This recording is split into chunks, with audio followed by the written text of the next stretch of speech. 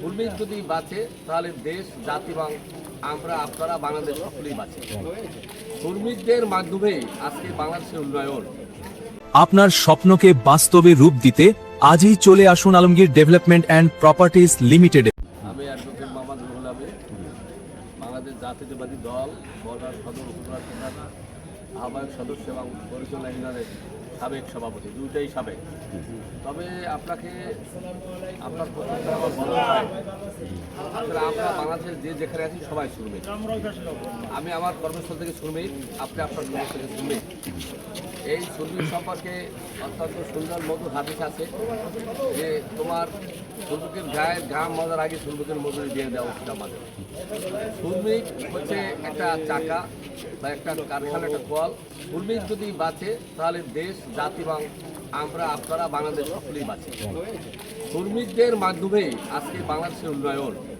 আপনারা জানেন বাংলাদেশের বর্তমান সবচেয়ে বড় অর্থ আয়ের উপার্জনের যে স্থলটা সেটা হচ্ছে রেমিটেন্স, প্রবাসী বন্ধুরা। আমাদের প্রবাসী বন্ধুদের মাধ্যমে আমাদের দেশে অনেক অর্থ উপার্জন হয়।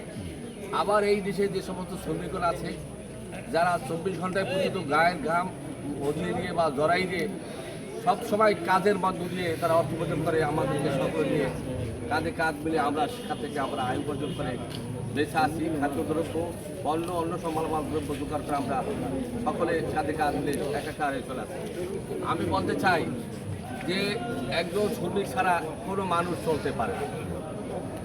একে অপরের অপরিপূরক মানুষ সবাই শ্রমিক। আমি আগে বলছি যে আমরা যে স্থলে থাকি না কেন, যে কর্মস্থলে বসবাস করি না, প্রত্যেকটা মানুষই শ্রমিক। এখানে আমাদের শ্রমিক ভাই আমাদের বন্ধু, আপনি যে বলতেছিলেন শ্রমিকের মর্যাদা দেখি না, এই জন্য আমি আপনাদের মাধ্যমে আজকে এই যে আমার পিছনের সামনে যে ভাই বোন আছে তাদের মাধ্যমে বর্তমান সরকারকে জানাবো, বর্তমান সরকারের উদারত আহ্বান জানাবো।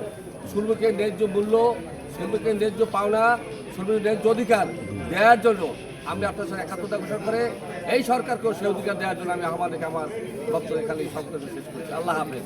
বাংলাদেশ জিন্দাবাদ।